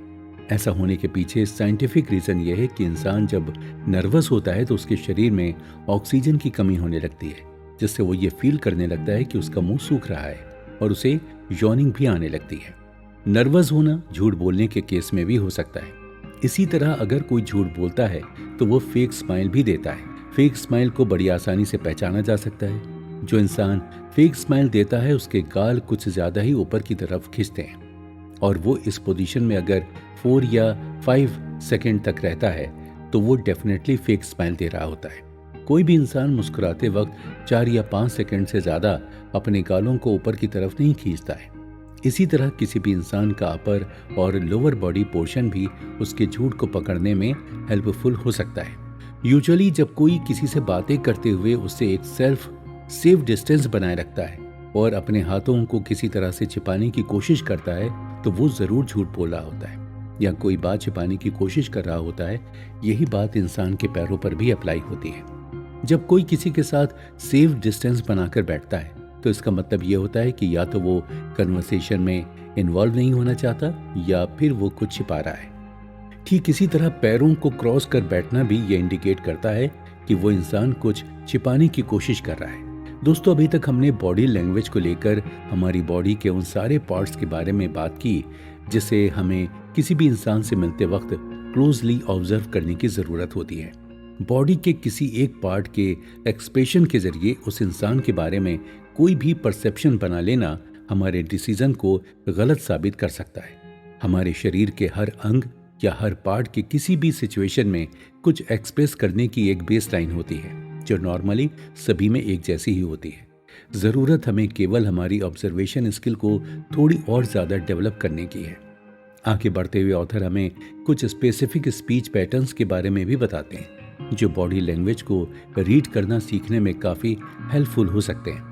यहाँ वो उन स्पीच पैटर्न्स को हस्बैंड और वाइफ की आपस में हो रही बातचीत से समझाने की कोशिश करते हैं।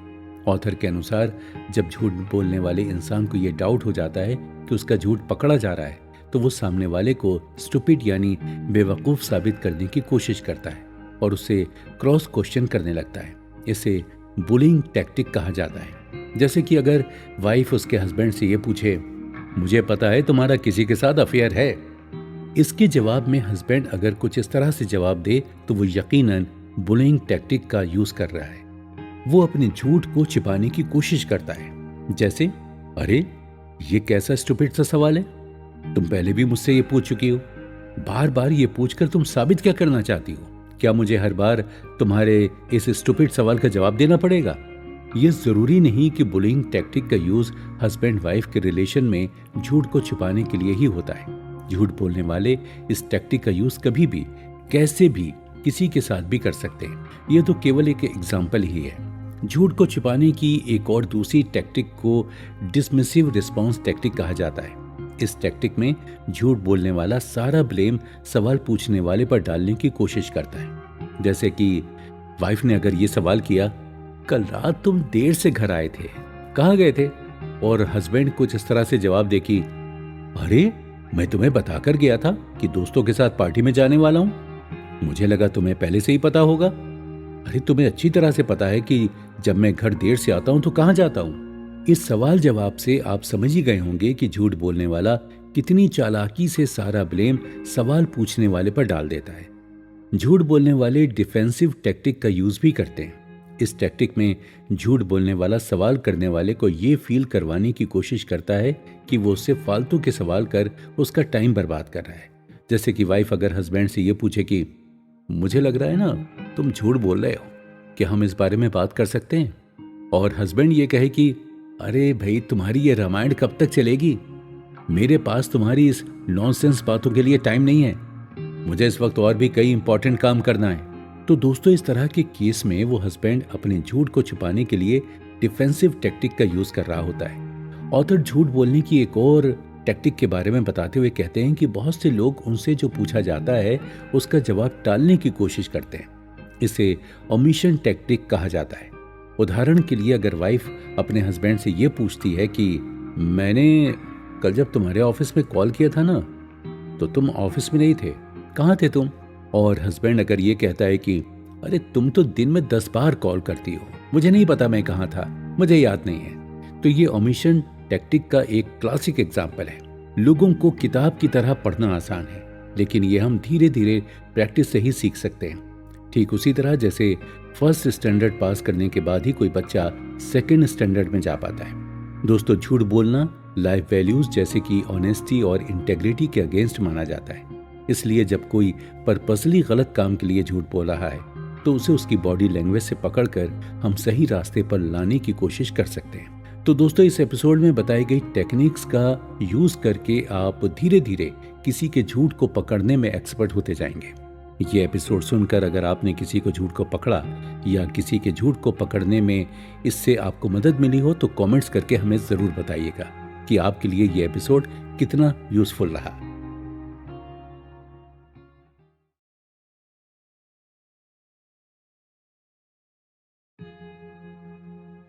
Mastering conversation. दोस्तों, बॉडी लैंग्वेज को रीड करना एक आर्ट है जिसमें एम्पैथी और अंडरस्टैंडिंग की बहुत जरूरत होती है। इस एपिसोड में हम इसी से रिलेटेड कुछ और इम्पोर्टेंट बातों के बारे में जानेंगे। अब तक हम ये जान चुके हैं कि किस तरह दूसरों के इमोशंस और विजुअल इंटेलिजेंस को परखा जाए। हमने ह्यूमन नेचर के बारे में भी बहुत कुछ जाना जो हमारी बॉडी लैंग्वेज को रीड करने की स्किल को इम्प्रूव करने के लिए जरूरी था। कहने का मतलब यह है कि हमने बॉडी लैंग्वेज को रीड करने के बेसिक रूल्स को समझकर इतनी स्किल तो डेवलप कर ही ली है कि हम नॉन वर्बल कम्युनिकेशन से ही उस इंसान को इम्प्रेस और अपनी तरफ अट्रैक्ट कर सकें। लेकिन दोस्तों, सारी बातें नॉन वर्बल कम्युनिकेशन से नहीं होती हैं। बॉडी लैंग्वेज को रीड कर हम लोगों के इरादों को अच्छी तरह से समझ तो सकते हैं, लेकिन उन लोगों से अच्छी फ्रेंडशिप या स्ट्रॉन्ग रिलेशन मेंटेन करने के लिए हमारा उनके साथ कन्वर्सेशन करना भी बहुत जरूरी है। इस एपिसोड में हम कन्वर्सेशन में एक्सपर्ट होने के लिए कुछ जरूरी बातों के बारे में जानेंगे। तो चलिए शुरू करते हैं फर्स्ट इंप्रेशन से।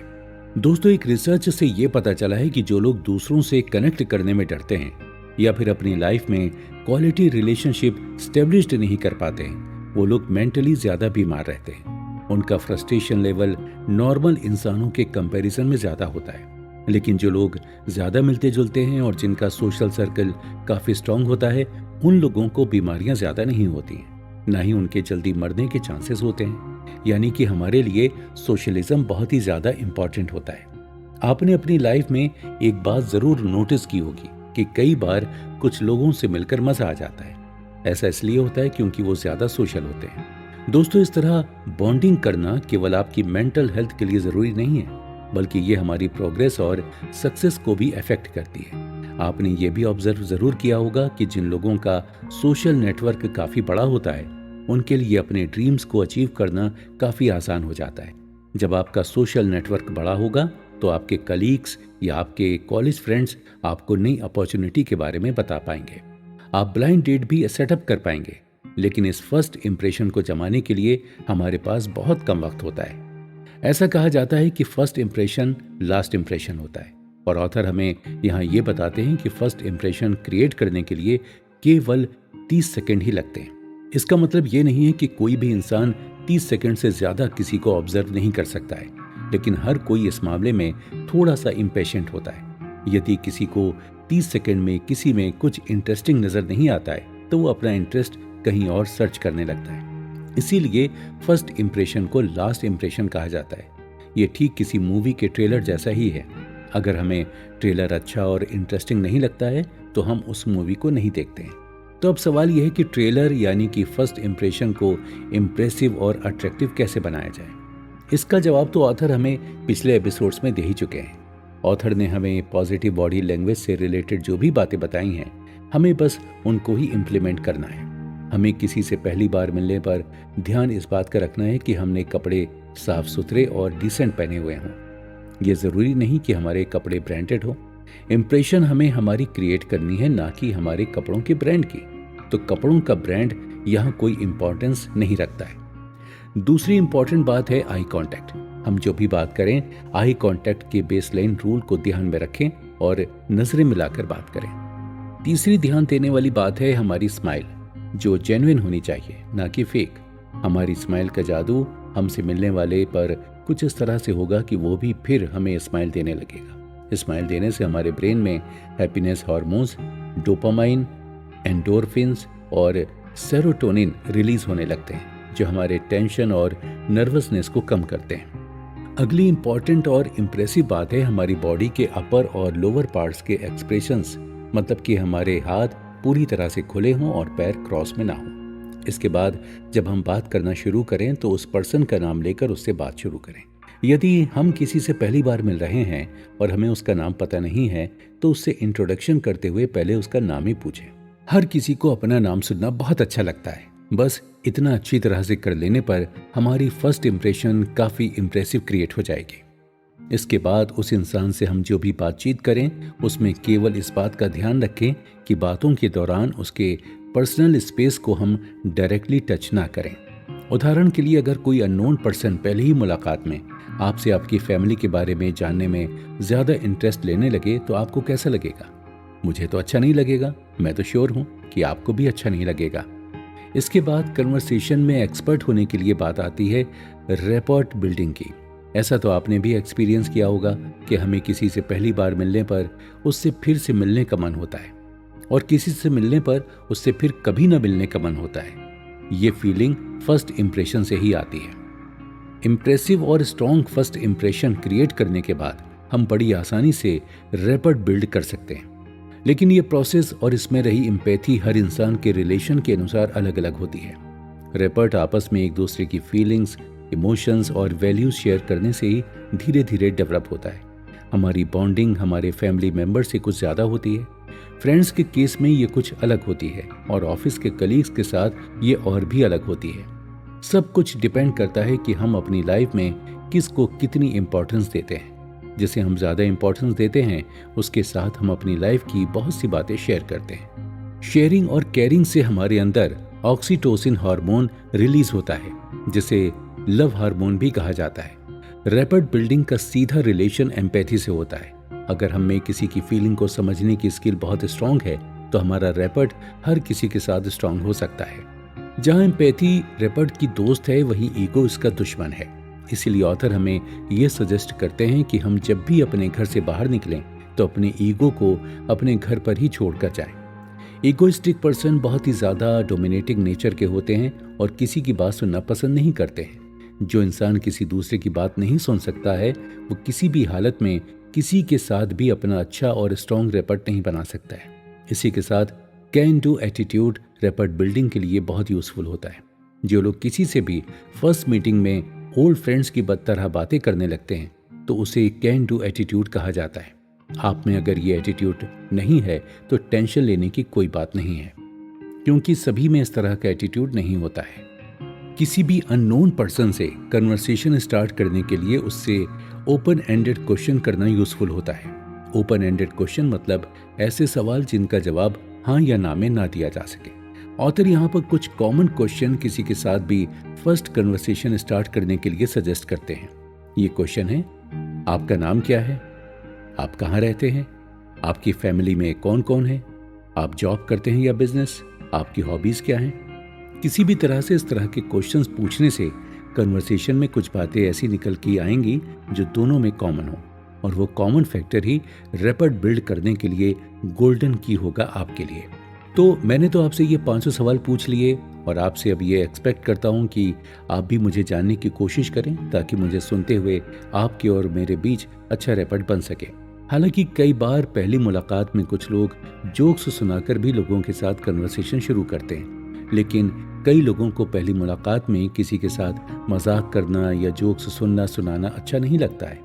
इसलिए ऑथर का सजेशन यही है कि फर्स्ट मीटिंग में हमें मजाक करना या जोक्स सुनाने से दूर रहना चाहिए। जब हम दूसरों में इंटरेस्ट लेना शुरू करें, उनके बारे में कुछ और ज़्यादा जानने की कोशिश करें, तो वो लोग भी हमारे में इंटरेस्ट लेना शुरू कर देते हैं। रैपोर्ट बिल्डिंग दो हाथों से ताली बजाने जैसा काम है। तो दोस्तों, आप अभी ये ताली बजाइए। हम फिर मिलते हैं अपने नेक्स्ट और फाइनल एपिसोड में। आप बने रहिए हमारे साथ कुकू एफएम में।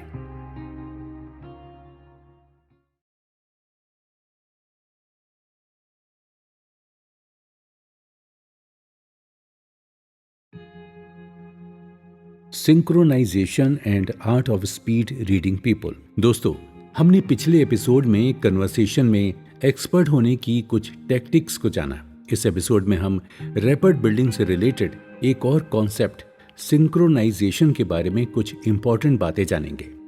सिंक्रोनाइजेशन का सरल भाषा में मतलब होता है रैपिड क्रिएट करने के बाद सिमिलर काइंड ऑफ हॉबीज या एक्टिविटी को अडॉप्ट करना। जब दो लोगों के बीच में रैपिड बनती है तो वो परफेक्टली सिंक्रोनाइज होते हैं, मतलब कि उनकी tone of voice, volume of voice, उनकी बॉडी लैंग्वेज, उनके फेशियल एक्सप्रेशंस, यहाँ तक कि उनकी ब्रेथ भी परफेक्ट रिदम में होती हैं, बिल्कुल किसी म्यूजिक की तरह।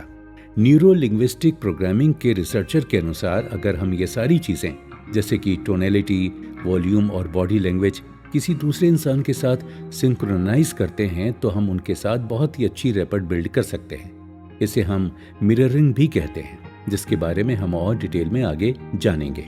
अब क्योंकि हम बॉडी लैंग्वेज से 55% कम्युनिकेशन करते हैं, टोन ऑफ वॉइस से 38% और शब्दों से सिर्फ 7% कम्युनिकेशन करते हैं, इसीलिए बॉडी लैंग्वेज और टोन ऑफ वॉइस हमारी प्रेफरेंस होनी चाहिए। बॉडी लैंग्वेज में हम 4 बातें आसानी से मिरर कर सकते हैं। अगर कोई इंसान बात करते हुए शोल्डर्स को हिलाता है तो हम भी उसके साथ सिंक्रोनाइज होने के लिए अपने शोल्डर हिला सकते हैं। अगर वो अपने हाथों को यूज करके खुद को एक्सप्रेस करता है तो हम भी ऐसा कर उसके साथ कम्युनिकेट कर सकते हैं। दूसरी बात है बॉडी पोस्चर्स।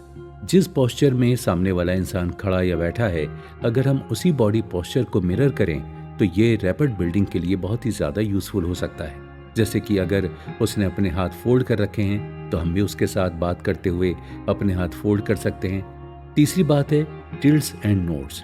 हम जिससे बात कर रहे हैं हमें उससे नोटिस कर ये जानना है कि वो किस इमोशन के साथ अपनी गर्दन को किस डायरेक्शन और एंगल में घुमाता है। उसे फॉलो कर हम उसके साथ सिंक्रोनाइजेशन का हिस्सा बन सकते हैं। चौथी बात है फेशियल एक्सप्रेशन और ब्रीदिंग।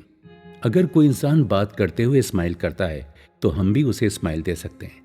अगर वो कोई बात करते हुए आंखें बड़ी करके सरप्राइजिंग वाले एक्सप्रेशन देता है तो हम भी वही कर सकते हैं। ऑथर तो हमें ये भी कहते हैं कि सिंक्रोनाइजेशन के प्रोसेस में हम दूसरों की ब्रीदिंग पैटर्न को भी मिरर कर सकते हैं। इसे हम डिटेल में एक और उदाहरण से समझते हैं।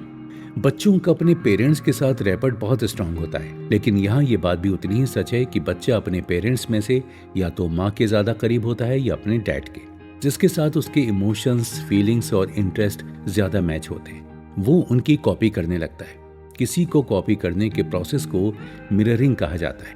हम अभी यहाँ ये बात सिंक्रोनाइजेशन की कर रहे हैं, तो मान लीजिए कि बच्चे का फैमिली में अपने डैड के साथ ज्यादा बॉन्डिंग है तो वो अपने डैड को कॉपी करने की कोशिश करेगा। उसके डैड को यदि क्रिकेट खेलने और देखने का बहुत शौक है तो वो बच्चा ऑटोमेटिकली क्रिकेट में इंटरेस्ट लेना शुरू कर देगा। इस तरह दोनों के इंटरेस्ट और ज्यादा मैच होने लगेंगे, और जब अच्छी रैपिड और बॉन्डिंग के साथ एक दूसरे के इंटरेस्ट भी मैच होना शुरू हो जाते हैं तो उसी प्रोसेस को सिंक्रोनाइजेशन कहा जाता है। यही बात हमारे फ्रेंड सर्कल पर भी अप्लाई होती है। हमारे सर्कल में हमारे बहुत से दोस्त होते हैं, लेकिन उनमें 1 या 2 के साथ ही हमारी स्ट्रॉन्ग बॉन्डिंग होती है। इसका कारण सिंक्रोनाइजेशन ही होता है। 2 लोग आपस में दोस्त तभी बनते हैं जब उनके इमोशंस और फीलिंग्स आपस में मैच होते हैं, और जब उनके इंटरेस्ट, लाइक, डिसलाइक्स आपस में सिंक्रोनाइज होने लगते हैं, जिससे 2 दोस्तों के बीच ये बॉन्डिंग बहुत ही ज्यादा स्ट्रांग हो जाती है। सिंक्रोनाइजेशन के प्रोसेस को समझते हुए हमने मिररिंग की भी बात की थी दोस्तों। तो मिररिंग और कुछ नहीं है, जो इंसान हमें अच्छे लगता है उसके इंटरेस्ट, उसकी हॉबीज को कॉपी करने के प्रोसेस को मिररिंग कहा जाता है। बहुत से केसेस में मिररिंग की प्रोसेस अननोइंगली होती है। हम किसी को कॉपी करने लगते हैं और हमें पता भी नहीं चलता है, और जब हमें इस बात का पता चलता है तब तक हम उस इंसान के साथ सिंक्रोनाइज हो जाते हैं। अब आप ये सोच रहे होंगे कि किसी को कॉपी करना गलत बात है, ऐसा करने से किसी को बुरा भी लग सकता है और उसके साथ हमारे रिलेशन बिगड़ भी सकते हैं। लेकिन दोस्तों ऐसा बिल्कुल भी नहीं है।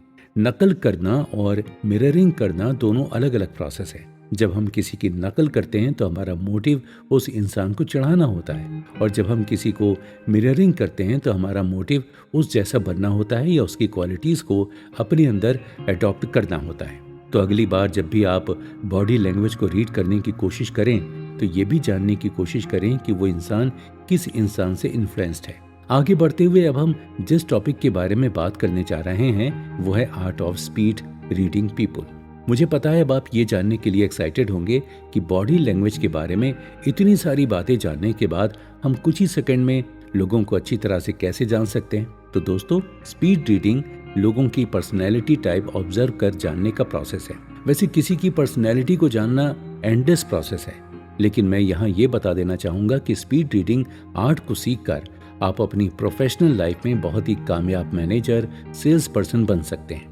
इसे सीखकर आप अपनी पर्सनल लाइफ में एक अच्छे लाइफ पार्टनर और पेरेंट्स बन सकते हैं। इंसान की पर्सनैलिटी को जानने के बाद हम उसके साथ उसी तरह से कम्युनिकेट हो सकते हैं और अपना काम आसानी से निकलवा सकते हैं। पिछले एपिसोड्स में ऑथर ने हमें जो बातें बताई हैं उन्हें अपनी लाइफ में अप्लाई कर हम बड़ी आसानी से स्पीड रीडिंग कर सकते हैं। यहाँ ये बात मैं बताना चाहूँगा कि इस बुक समरी में अब तक जो बातें बताई गई हैं वो सब केवल सुनकर ही लोगों की बॉडी लैंग्वेज को रीड करना नहीं सिखा सकती हैं। इसके लिए आपको नोट्स बनाकर उसे वक्त वक्त पर अप्लाई करना होगा, तभी धीरे धीरे एक्सपीरियंस से आप इस स्किल में एक्सपर्ट हो सकेंगे। हम जितना ज़्यादा लोगों को उनके बिहेवियर और उनकी पर्सनैलिटी के बेस पर जानेंगे उतना ज़्यादा ही हम स्पीड रीडिंग कर सकेंगे। वैसे ये बात बताना भी यहाँ इम्पॉर्टेंट है कि बॉडी लैंग्वेज के बेस पर किसी के बारे में लगाया गया अंदाज़ा 100% सही कभी भी नहीं हो सकता। अगर कोई इंट्रोवर्ट है तो वो 100% इंट्रोवर्ट नहीं हो सकता है अपने फ्रेंड सर्किल में वो एक्सट्रोवर्ट हो। लेकिन ये बात तो 100% श्योर है कि किसी की बॉडी लैंग्वेज को रीड कर उस पर्सन को 90% तक सही तरीके से जाना जा सकता है। तो दोस्तों, उम्मीद है कि आपको ये बुक समरी पसंद आई होगी। इस बुक समरी में बताई गई टेक्निक्स को आप अपनी लाइफ में अप्लाई करना शुरू कर दीजिए और आप ये देखकर खुद हैरान हो जाएंगे कि सिर्फ 1 महीने के अंदर आप किसी की बॉडी लैंग्वेज को पढ़ने में एक्सपर्ट हो गए हैं। So all the best. ऐसे और भी इंटरेस्टिंग बुक समरीज को सुनते रहने